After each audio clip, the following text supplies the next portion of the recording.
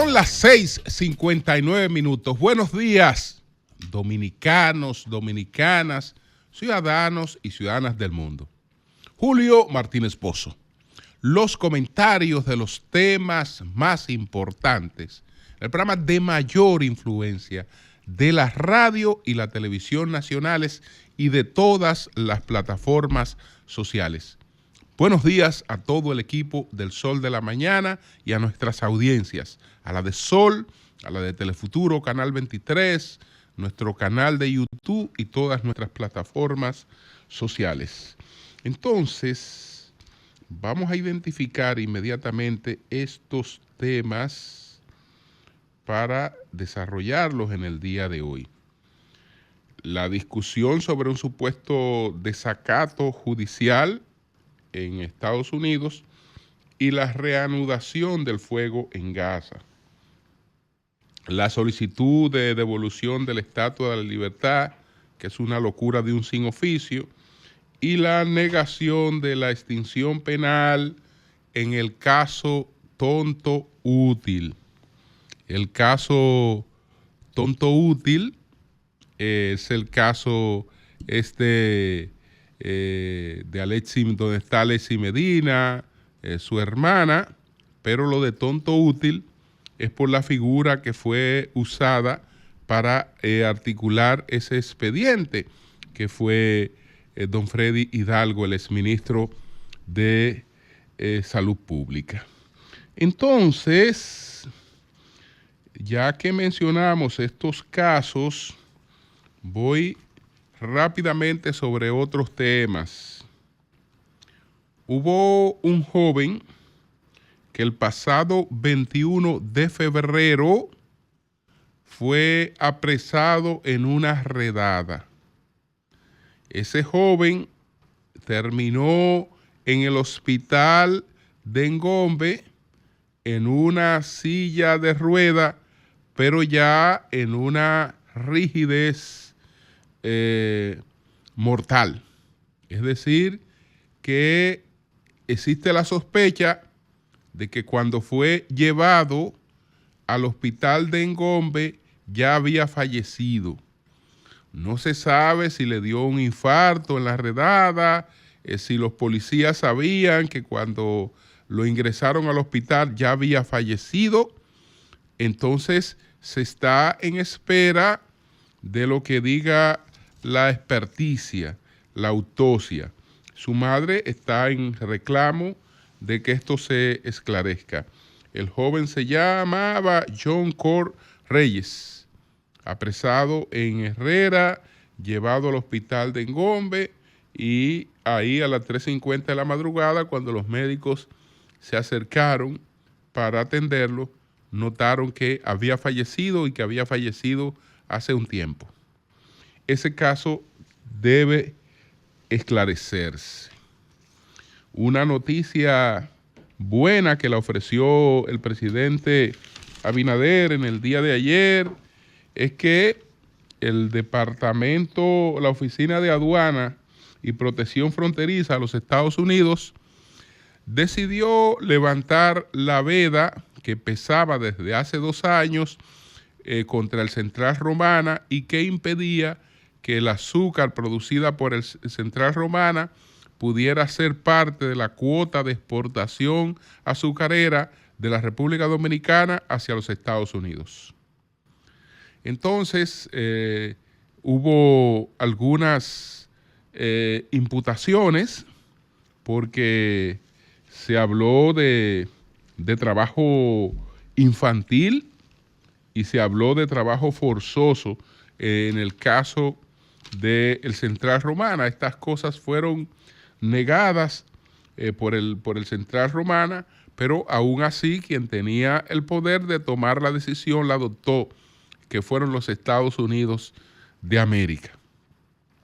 Si hacemos una comparación entre lo que ocurre en la agricultura dominicana y lo que ocurre en la agricultura en los Estados Unidos, no hay ninguna diferencia. No hay ninguna diferencia. Y no lo digo ahora por el Central Romana, que es una empresa formal. Y en una empresa formalizada, casi todo el trabajo es formalizado. Y el corte de la caña, pues tiene sus características particulares. Pero si hago la referencia en sentido general, nosotros podemos ser objeto de sanciones por parte de Estados Unidos porque se produzca una participación ilegal en el trabajo en el campo dominicano. ¿Quiénes creen ustedes que hacen el trabajo de recolección de los productos en los campos estadounidenses? ¿Quiénes lo hacen? Pero, repito, ellos son los que tienen el poder. Este asunto del Central Romana fue uno de esos obsequios que nosotros solemos recibir en los gobiernos demócratas, porque esa medida realmente no tenía justificación. Esa medida fue medalaganaria totalmente. Pero el poder es para eso. No es que representará eso la gran cosa en términos de nuestros incrementos de las exportaciones, porque la cuota se cumplieron con Estados Unidos. Lo que ocurrió fue que dos centrales, el ingenio Cristóbal Colón, pasó a tener un 70.10 de la cuota azucarera de Estados Unidos, y la otra parte la tenía el ingenio Barahona, que tenía un 29.90. Y el Central Romana se dedicó a vender su azúcar al mercado interno. Probablemente, como negocio,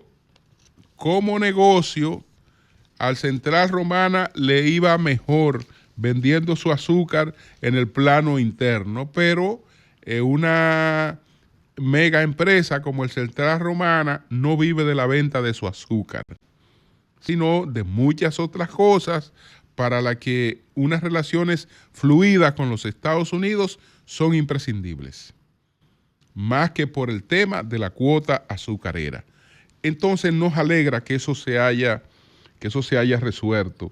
Lo del Central Romana, aunque seguirá bajo supervisión, etcétera, pero eso ya está del otro lado.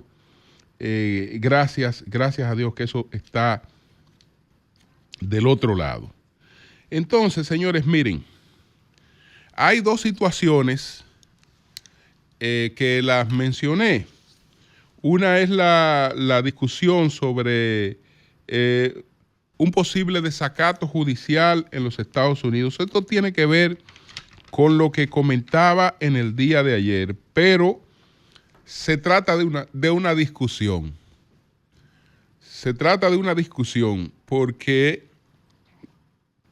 el gobierno ha alegado que no ha desacatado una decisión judicial cuando dispuso que unos 238 miembros o presuntos miembros del Tren de Aragua y otros 23 de la Mara Salvatrucha fueran trasladados o fueran enviados a El Salvador para residir en la megacárcel que ha construido Nayib Bukele en un espacio en la nada en El Salvador.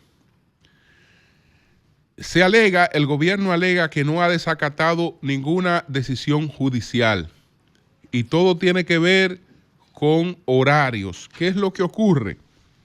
Que ciertamente la decisión judicial se habría verbalizado a las 18:48 minutos. Se había verbalizado la decisión judicial. Esto es aproximadamente entre nosotros a las 4:48 minutos. A las 18:48 minutos se había verbalizado la decisión judicial.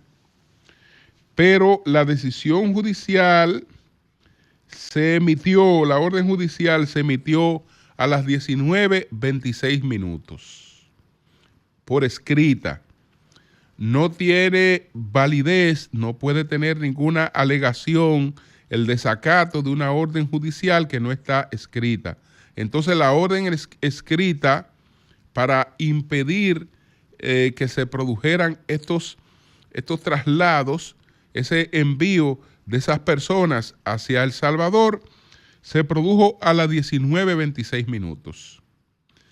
Ocurre que esas personas estaban aterrizando en Honduras a las 19:37 horas. Lo que está alegando el gobierno, que cuando se dio por escrito, se emitió la orden judicial por escrita, ya esa orden judicial era incumplible porque los prisioneros se encontraban ya en áreas internacionales. Ya se encontraban en una zona internacional donde no le era aplicable la decisión judicial. Esa es la defensa que ha ejercido el gobierno de Trump. No hubo desacato porque la orden se emitió después que los vuelos partieron, y cuando se escribió la orden, ya esos vuelos estaban sobrevolando espacio internacional y ahí no era aplicable la orden. Es decir que ahí hay realmente un alegato frente al tema del desacato.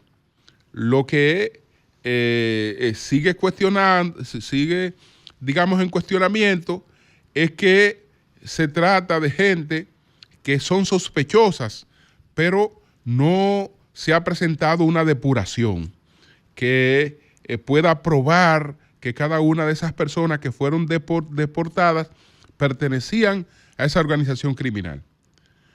Ese es un aspecto. El otro aspecto es que ayer, y eso fue autorizado por Estados Unidos, hubo una reanudación de los bombardeos del fuego en Gaza. Estamos hablando de que varias áreas fueron bombardeadas en el día de ayer en Gaza. Entonces, esto se produjo en la franja de Gaza, en el sur del Líbano y en el sur de Siria. Y se supone que hay cientos de muertos. Los bombardeos cesaron después. ¿Cuál es la razón por la que se produjeron los bombardeos? Que las condiciones de la negociación no han sido aceptadas por Hamás. Entonces, ante esa situación, Benjamín Netanyahu pidió autorización de Estados Unidos y la alcanzó para reanudar los bombardeos en el día de ayer en Gaza. A esta hora, supuestamente, eso se ha detenido. Ya veremos cómo evolucionan esos acontecimientos un poco más adelante. Bueno, señores, miren, ahora a un legislador de la izquierda francesa se le ha ocurrido a ese caballero solicitar, pues, que sea devuelta. Él está pidiendo en el Congreso, eso no va a tener, no creo que eso se apruebe en el Congreso de Francia, pero es una moción que él ha introducido en el Congreso francés. Es un legislador izquierdista que él está planteando que Francia le exija a Estados Unidos la devolución de la Estatua de la Libertad. Es un disparate en todos los sentidos, porque la Estatua de la Libertad no está en Estados Unidos producto de un hurto, ni de una incautación, ni de nada que fuera, digamos, ilícito. La Estatua de la Libertad está en Estados Unidos y fue concebida para estar en los Estados Unidos como un regalo, como un homenaje de Francia a los Estados Unidos al cumplirse el primer aniversario de su independencia, el primer centenario de su independencia. Francia decide hacer este regalo que fue precisamente una solicitud para que eso se produjera en Francia. Entonces, ¿qué digo? Bueno, si esa generación, un siglo después de la independencia de los Estados Unidos, reconociendo que lo que es Occidente, lo que es la democracia liberal, pues así como tiene, digamos, una motivación en la Revolución Francesa, la tiene en la Guerra de Independencia de los Estados Unidos. Entonces, se decide hacer ese regalo con escultores franceses, incluso la parte interna la concibe el mismo diseñador de la Torre Eiffel, etcétera, tomando en cuenta los vientos de la bahía de Nueva York. Es decir, eso se hizo para estar donde está. Se hizo para estar donde está y fue un regalo de Francia a los Estados Unidos. No hay ninguna otra generación que pueda tener derecho en el futuro a estar reclamando la devolución de eso. Ni hay la menor razón. Incluso, si se regaló cumpliendo los primeros 100 años de la Guerra de Independencia de los Estados Unidos, cuando se cumplió el segundo centenario de la Guerra de Independencia de Estados Unidos y el primer centenario de la presencia de la Estatua de Libertad en los Estados Unidos, la estatua se restauró y hubo actos muy hermosos por parte de Francia y los Estados Unidos. Es decir, no hay algo que no sea una necedad, algo que no sea una necedad, algo que no sea una necesidad de procurar notoriedad a cualquier precio que justifique realmente una cosa como esa. La respuesta del gobierno y de la vocería de Trump ha sido grosera porque Francia no está reclamando la devolución.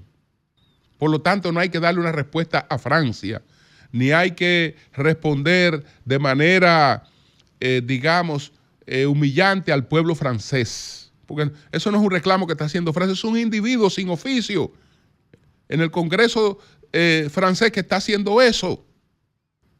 Entonces, no, que nosotros no le vamos a devolver nada a ustedes. Porque si ustedes hablan, no están hablando hoy alemán, se lo deben a Estados Unidos. Ustedes lo que tienen que hacer es agradecer eternamente a Estados Unidos que gracias a Estados Unidos ustedes siguen hablando francés.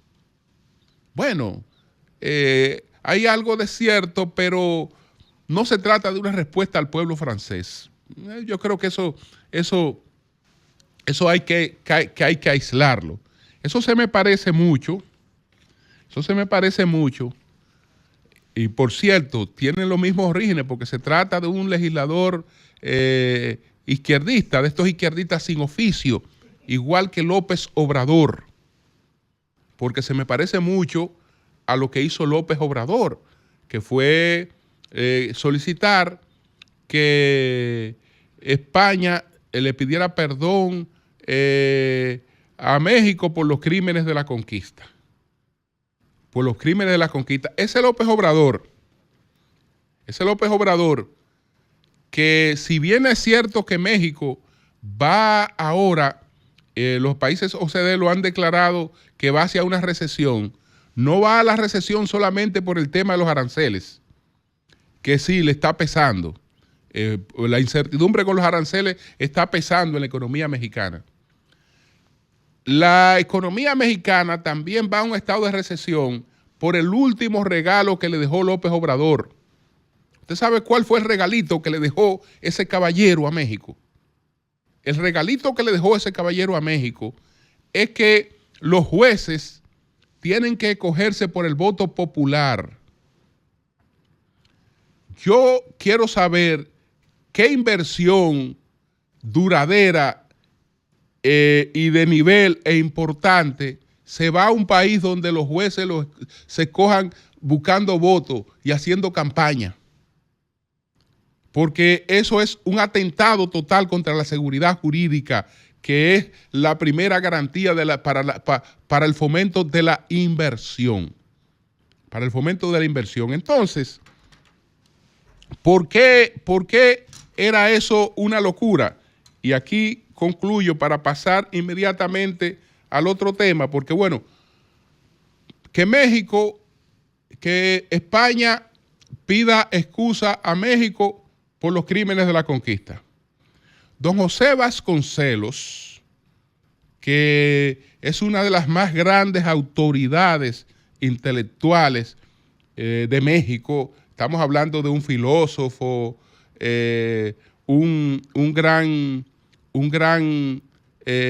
educador, un político, etcétera, explica muy bien en una de sus obras qué era México antes de la conquista. Dice don José Vasconcelos lo siguiente: antes de la llegada de los españoles, México no existía. Es decir, España le tiene que pedir disculpas a México por haberlo creado. Porque dice Vasconcelos que antes de la llegada de los españoles, México no existía como nación. Una multitud de tribus separadas por ríos y montañas y por el más profundo abismo de sus 300 dialectos habitaban las regiones que hoy forman parte del territorio patrio. Los aztecas dominaban apenas una zona de la meseta en constante rivalidad con los tlaxcaltecas, y al occidente los tarascos ejercitaban soberanía independiente, lo mismo que por el sur los zapotecas, y describe cuál era el panorama que reinaba antes de la conquista española. Es decir, México es una creación de España. Entonces España le tiene que pedir perdón a México por haberlo creado. Parece que el producto fue tan malo que hay que pedir perdón por haberlo creado. Eso es absurdo totalmente. Pero bueno, miren, señores, tengo que tratar. Ustedes saben que me había referido al caso de la solicitud de extinción penal que hizo Magalis Medina por el caso que paso a dominar como el caso Tonto Útil, y yo no soy el creador de ese nombre. Ese nombre lo creó el juez Alejandro Vargas. Ustedes recuerdan cuando el juez Alejandro Vargas hace más de 4 años, conociendo la medida de coerción, no le dio prisión domiciliaria a el doctor Hidalgo, y lo miró y le dijo que él no era más que un tonto útil. Y reconoció que él no había razones para que él estuviera allí, pero que él era un tonto útil. Se entendía que él estaba insinuando que había sido un tonto útil de Alexis Medina, pero él no había sido tonto útil de Alexis Medina, porque en todo el proceso no se ha podido probar ningún vínculo entre él y Alexis Medina. Pero tampoco se ha podido establecer, por el contrario, desde Alejandro Vargas, que fue el juez del conocimiento de la medida de coerción, y después el juez del juicio preliminar, el juez reconoce claramente que ese señor no se le ha pegado un peso que no pueda justificar. Y ya les hice un resumen de que ese caballero entró al gobierno, al ser ministro, con un patrimonio de 20 millones y salió con un patrimonio de 24 millones. Eso incluye los sueldos que recibió e incluye sus ingresos como médico especialista. Es decir, él no podía tener ese pequeño crecimiento de patrimonio. Entonces, por eso realmente él es el tonto útil. Él es el tonto útil porque era la persona que se necesitaba para articular ese expediente, porque es el único funcionario de nivel que hay ahí en ese expediente. Entonces, por eso es que él es el tonto útil y por eso es que el caso, yo lo paso a llamar tonto útil, ese caso. Bueno, en el caso tonto útil, la señora Magalis Medina solicitó la extinción penal porque en el Código Procesal Penal Dominicano un caso tiene una duración máxima de 4 años. Y ese caso tiene 4 años, 3 meses y 11 días. Entonces solicitó la extinción penal tal y como lo establece el Código Procesal. Y a menos que no se pruebe que la que está haciendo la solicitud ha ejercido mecanismos de dilación que se le puedan atribuir a ella, pues el caso ha quedado extinguido. Pero cuando lo comenté la primera vez, advertí que eso no era solo una decisión de los jueces. Los jueces no están al margen del entorno en el que se desenvuelven. Por eso le decía que Maquiavelo plantea que la justicia es siempre una voluntad del poder. Que siempre es una voluntad del poder. Que no le hablen de otra cosa. Justicia, para Maquiavelo, voluntad del poder. Entonces, les advertía que a pesar de que ahí no hay discusión, de que eso se extinguió, no era tan fácil que los jueces, y por lo menos los primeros que conocieran esto, lo acogieran. Porque también estamos en un periodo de campaña. Los jueces lo que hacen fue lo que hicieron estos jueces. ¿Usted sabe qué fue lo que hicieron estos jueces? Negar la extinción penal en el caso tonto útil, reconociendo los argumentos en base a lo que eso fue solicitado. Vamos a ver qué dicen las magistradas de este caso, la magistrada Claribel Nivar Arias, la magistrada Giselle Soto y la magistrada Clara Sobeida Castillo del Segundo Tribunal Colegiado del Distrito Nacional. ¿Qué dicen estas magistradas? Esta magistrada dice que en este proceso están involucradas 40 personas, de las cuales 19 son entidades jurídicas y 21 son personas físicas, todas con representación técnica. Es decir, que ese caso, por la cantidad de involucrados, ha durado todo ese tiempo. Ahora, ¿quién paga la responsabilidad de que se articule un expediente que se involucre a títere mundati y que el expediente no pueda conocerse dentro del tiempo que esté establecido? ¿Esa es una culpa del imputado? No lo es. No lo es. Señores, la otra cosa, que es prácticamente una denuncia que hacen las juezas hablan de que ahí en ese expediente hay una cantidad de inmuebles insolventes, que una de las cosas que ha dilatado ese expediente, dicen las juezas, es la cantidad de inmuebles insolventes. La pregunta es, los imputados pueden ser responsables de que el Ministerio Público, a la hora de articular un expediente, pues lo llene de inmuebles insolventes. Inmuebles insolventes son aquellos que no sirven para poder garantizar cualquier compensación en caso de que estas personas sean condenadas, porque no son inmuebles que puedan ser atribuidos a ellos. Es decir, estamos hablando de inmuebles insolventes, que una de las cosas por las que no se puede declarar la extinción penal de ese caso es porque está lleno de inmuebles insolventes. La pregunta de nuevo, ¿los inmuebles insolventes son culpa de los imputados?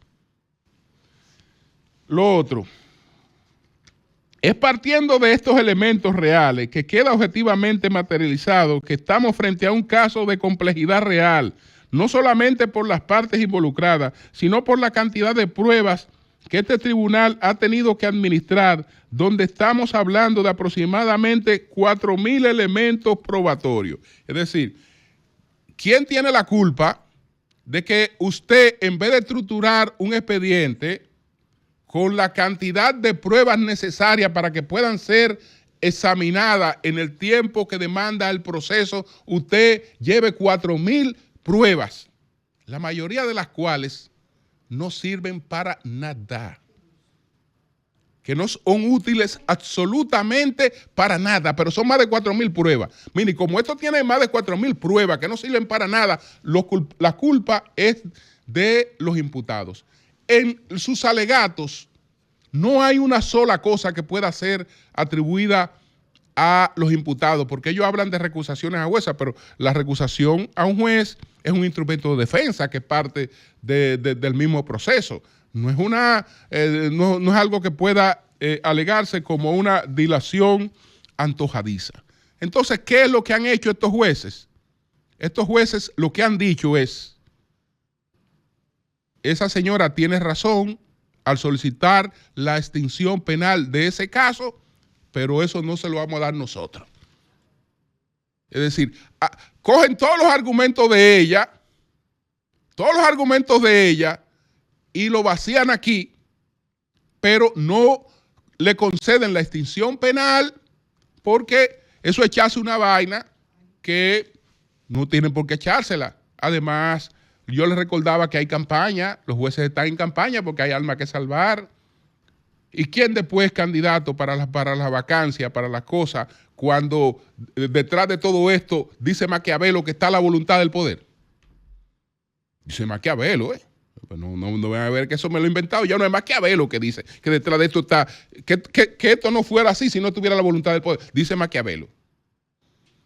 Dice Maquiavelo. Entonces, esa es la situación en ese caso. Señores, miren, finalizo diciendo que los padres de esta jovencita prácticamente han dado por cerrado el caso de la joven y han asumido el relato de la persona que está siendo investigada, porque ellos dicen que el joven está diciendo la verdad, que ellos lo que quieren es que ya la policía reconozca que su hija desapareció, etcétera. Los padres de Sadicha Konanki solicitaron ayer a las autoridades dominicanas que declaren muerta a su hija luego de 12 días de búsqueda tras un encuentro en la playa en la madrugada con el joven Joshua Steven Ribe.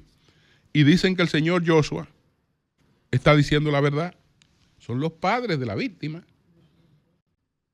Y yo sé que eso es un caso de acción pública, etcétera, pero la situación es difícil porque la posibilidad de una imputación sin que se haya definido nada de lo que ocurrió con esa persona, tratándose de un ciudadano estadounidense, eso no es posible. Mire, si fuera un dominicano, ese estuviera acusado. Estuviera acusado ya con 80,000 pruebas de esas que sirven muy poco, para que después con los años se determinara cualquier cosa. Pero a un estadounidense no le van a hacer eso. para poderlo imputar tienen que aparecer cosas concretas que todavía no han aparecido, y esto de que los padres se han desinteresado de eso y acogen la versión que recibieron del joven, según él. ¿Cómo desapareció ella? Bueno, ella desapareció porque ellos fueron atrapados en principio por una ola. Él la auxilió para salir, pero ella como que se devolvió a buscar pertenencias, lo que fuere. Él estaba muy borracho, incluso salió y se quedó dormido y no supo más de él en un mueble. Y la pizcada de mosquito y todo eso fue que lo despertó. Al otro día que él no supo más de él, que él creía que ella había regresado a su habitación. Eso es lo que dice él. Y los padres de ella dicen que esa es la versión. Cambio y fuera.